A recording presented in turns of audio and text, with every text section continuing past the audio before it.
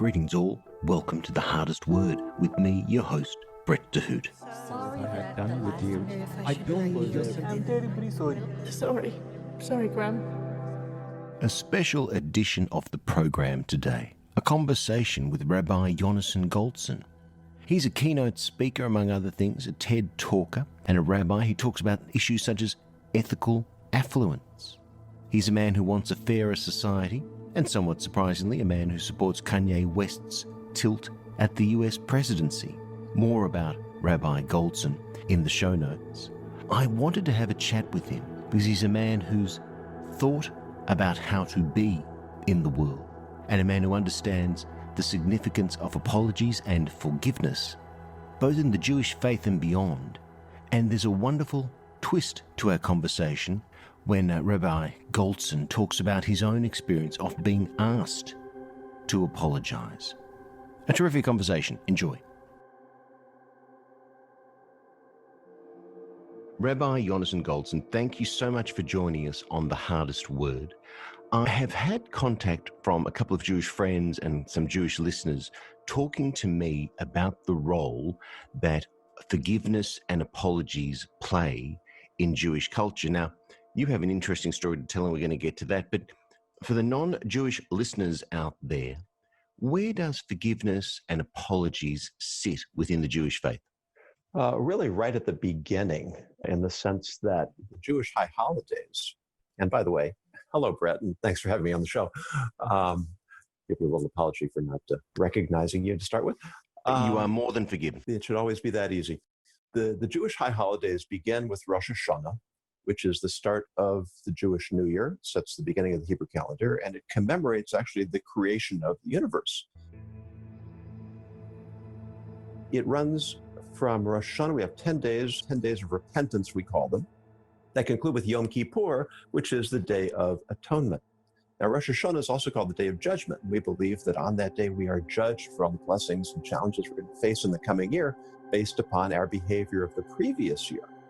I thought the 10 days of repentance give us a grace period where we can really focus in on what we've done, take stock of ourselves, and make a commitment to do better in the year to come, culminating with the Day of Atonement.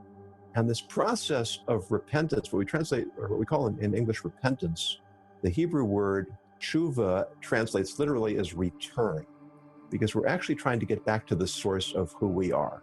We are all essentially spiritual beings. We're all essentially good people. And we tend to get distracted. We stray from the straight path. We get caught up in our petty egos and our agendas, and we lose focus of who we really are. And these days are there to help us get back. And so this process of return, of taking stock, of evaluating, and of making amends is critical to who we are, how we define ourselves, and how we begin each new year with the intent of doing better in the coming year than we did in the year that has passed. That is a specific, predictable annual structure of contemplation and reflection over millennia.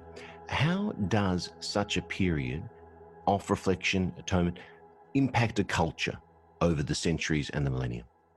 Well, the truth is that really we should be thinking in these terms every day of the year, but to bring it into focus, to have a touchstone that we return if you think of history not as a circle, but as a spiral, and every time you go around, you come back to the same point, but you're also at a different point. You're in a different phase, different stage, and that we are growing. We're growing outward, growing inward, and we accept responsibility that our actions and our choices matter. They make a difference. We impact the world around us, and by affecting the world we live in, then the world we live in turn affects us. So recognizing that this is critical to our relationship with the Almighty, it's critical to our relationship with other people, and it's really critical to our relationship with ourselves, because we have to know who we are. We have to understand our purpose in life. We have to be cognizant that we have a role to play. Each and every one of us has a unique contribution to make to the world. And this process of reflection, introspection, and return to our own source is what helps us from losing focus and getting swept up in all of the many distractions of life in the material world. Well, I suppose the million-dollar question is, does it work? Because we all have secular or, as part of our faiths, periods where we're supposed to reflect or recharge or start again or forgive or do something. And often the festival passes or that time of year passes and really we haven't committed to it and haven't gained from it. Do people actually utilize this phase of their year? They do. The problem we face is the same problem that the secular world faces with New Year's resolutions. I might really be committed to it when I make it, but the question is, then what happens? I think statistically, most people's New Year's resolutions, I think they say last about 19 days. So it's like what they say about computers, GIGO, garbage in, garbage out. What we put into this process is what we will take away from it. And it really calls for 4 separate stages for a proper repentance. First, I have to stop doing what I've been doing. If I tell you I'm sorry and then the next day I do the same thing, it's not much of an apology. I have to feel remorse. I can't look back on the good old days when I used to do all sorts of crazy things and fondly remember them, because then I really haven't made that mental break with the wrongness of the behavior. There has to be a verbal confession or apology. That means I have to go to the person that I've wronged and I have to acknowledge it, and I have to make a sincere acknowledgement that I have, in fact, done something wrong and take responsibility. And then there has to be a concrete strategy for change. And that's the element that we don't always put into practice, is I can't just say, I'm sorry, I won't do it again, if I don't have something set in place that's going to guide me. How am I going to avoid falling into the same patterns of behavior that tripped me up in the previous year? If I don't have a plan in place to put into action, chances are I'm going to go slip right back into those same behavior patterns. I'm guessing that some people might be willing to stop what they're doing, to feel the remorse and even make the strategy to stop doing it in the future. But that verbal confession or acknowledgement must prove very awkward. And indeed, it seems to be a sticking point for many people on their path to returning to their previous state. Sure, none of us likes to admit we've been wrong. And none of us likes the sense of shame and embarrassment of coming face to face with someone we've hurt. We'd rather rationalize. We'd rather say it's not so bad. We'd rather say, well, I've recognized myself that it's wrong and I won't do it again. And so, but the problem is that when we do things that are hurtful to other people, we damage our relationships. And essentially, human beings are creatures who thrive on relationships. If we don't have friends, if we don't have family, if we don't have people we're committed to in our homes, in our workplace, in our community, right, we know what happens when those relationships become toxic. And why do they become toxic? Because people aren't aware or aren't interested in the impact their actions are having on others. And they're not taking responsibility to recognize when they've crossed lines, when they've caused harm or hurt, and that they need to come face to face with that and try to change it to make it better. I think also an apology without the verbal aspect or perhaps the written aspect of it doesn't give the other person or the other party the opportunity to feel justified and to feel that they can let go of the concern or issue they have in the first place as well. Sure, and that's why it has to be sincere. I always joke about, you have a 2-year-old, a 3-year-old, and they take something from another child and you say you're sorry, and they say, sorry. Yes, with There's all no the sincerity of the 3-year-old. Well, I'm a 3-year-old, exactly. So that's age appropriate when you're 3 or 5 or 6, right? Yep. It's not age appropriate when you're 30 or 40. And what you see grown men and women give apologies of a similar ilk. Well, right, exactly. And so what we're trying to do is train our children that what you've done is something that requires contrition, requires apology. And as we get older, we're supposed to learn that requires more than just the verbiage. If we haven't learned that, then saying the words is not going to get us very far. And what does Jewish culture and faith have to say about an obligation or otherwise to accept a sincere apology? Because I do feel that's the forgotten aspect of apologies, that it's one thing to demand them, it is another thing and a much harder thing to accept them and move on. Absolutely. And that's why we conclude the high holiday season with the Day of Atonement. Because what essentially we're saying is that when we are sincere, and sincere doesn't mean that we're never going to do it again. Sincere means that we are going to make our best effort to try to change. Because ultimately, Judaism is all about the effort that we put in, the sincere effort to make ourselves better day by day, week by week, year by year. So what we're saying with the Day of Atonement is that if we approach the Almighty with sincerity that we want to reestablish our relationship with Him, then He is going to accept our repentance, and He's going to give us a chance to start with a fresh slate. And part of that is that we have to accept other people's contrition that they offer to us, and that we have to do what we need to do to convince others that we've harmed, that we are genuine and sincere when we ask them. So that makes it easier. When you see that someone is really upset that they hurt you, then that makes it easy to accept that apology. I could see that you're filled with remorse. Why would I not accept your apology? What makes it difficult is when I don't believe that you really are filled with remorse. And then it's just a pro forma ritual, which is not going to be terribly well received. Rabbi Goldson, you've had an opportunity, an exciting opportunity, to offer an apology to someone who came from your past to you and explained that she would like one. Yeah, it was quite a emotional experience. I taught high school here in St. Louis for 20 years. And towards the end, it was getting increasingly difficult for a variety of reasons. The students were coming in less and less prepared for high school, which made teaching them more challenging. The community, for various political reasons, was becoming less and less supportive of the school. The school was having financial problems, so it was we didn't always get paid on time. And the future for the school looked bleak, and in fact, the school eventually did fold. And so it was a very, very difficult time for me personally. And I had a group of students, and one student really struggled. She just really struggled. And dealing with my stuff, I didn't have as much patience with her as I should have, as I was obligated to have as a teacher. It's not her fault that I'm dealing with issues. And so I was negligent in my responsibility as a teacher by being less than kind and concerned and patient the way I should have. And I was somewhat aware at the time, but as we often do, I made excuses for myself to myself. As she graduated, she really blossomed into a very, very fine young lady.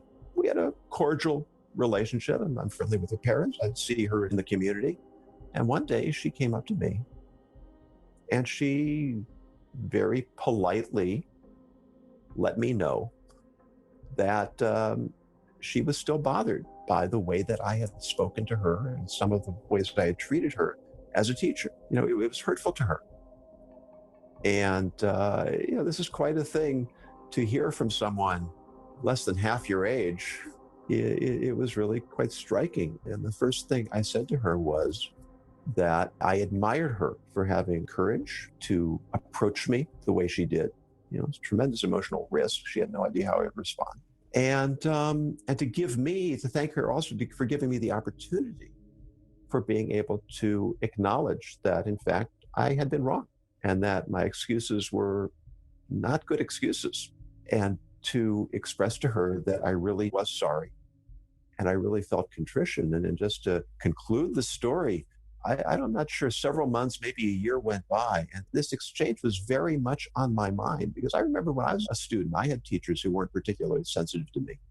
And I remember how hurtful that was to me. And the thought that I had done that to one of my students was very, very distressing to me. And after about a year, I went back to her and I apologized again, because I felt that I needed to reassure her that I had really taken this to heart. And she was so gracious in the way she received the first and especially the second apology. It really taught me a lesson. It really taught me the essence of what I had been teaching for so many years. And if we would all have the courage to step forward, to tell people in a civil way, in a kind way even, that they have trespassed against us, and if we would be willing to accept others' apologies when they sincerely seek forgiveness from us, just think what a positive contribution that would make to our communities and really to the world that we live in. So not only do you encourage people to apologize and seek forgiveness, you're actively encouraging people to reach out to people who may owe them an apology and with some politeness and grace, request one and accept it. Yes, absolutely. And, this is something I still struggle with. And at some point, we do have to, and this is a terrible cliche, and I'm not even sure what it means, but we have to try to let things go. Some people simply don't want to take responsibility for themselves, or they can't. They just don't have the perspective or the mindset. We have to do our best effort to bring things to closure. Once we've made a reasonable effort, then either we succeed or we don't succeed, but then we need to get on with our lives. What did your apology mean to your former student? Did she express its significance to her?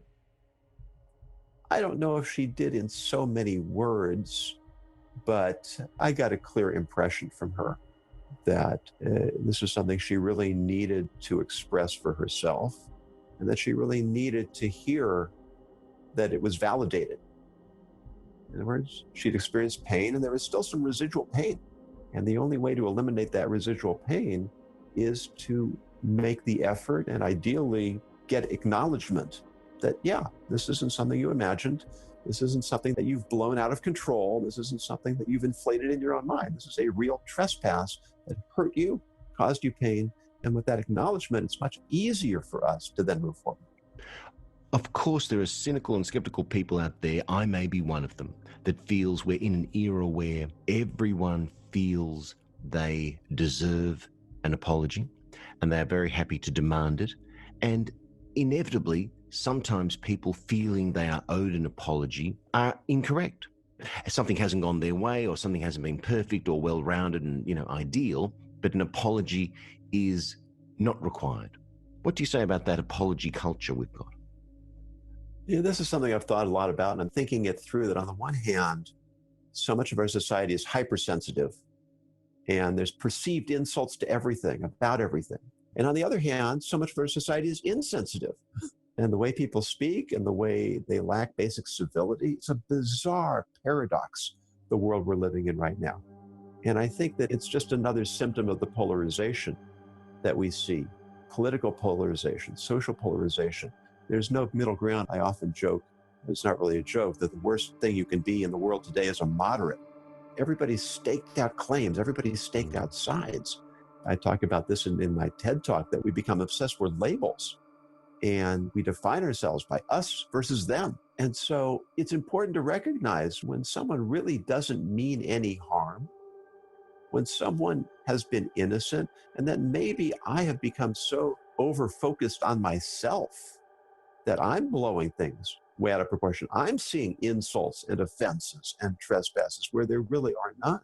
And we have to learn to live with the human imperfections that are just part of being human, and to be able to separate real affronts and real insults and real harm, rather than trying to fabricate all sorts of reasons to perceive harm that really isn't there. Rabbi Yonason Goldson, it's been a wonderful conversation we've had. I will be, of course, including links to that TED Talk and your website in the show notes as well. And I hope that you get all the apologies that you are owed, and indeed that you get the opportunity to deliver all the apologies you need to owe others, perhaps. It's been wonderful to have you on the show. Thanks for your time. It's been my pleasure, Brett. Thanks so much. It's time to bring this whole sorry business to a close. On behalf of our audio director, Brian Wallace, and me, your host, Brett DeHoot, thanks for listening. The website, thehardestwordpodcast.com. Farewell.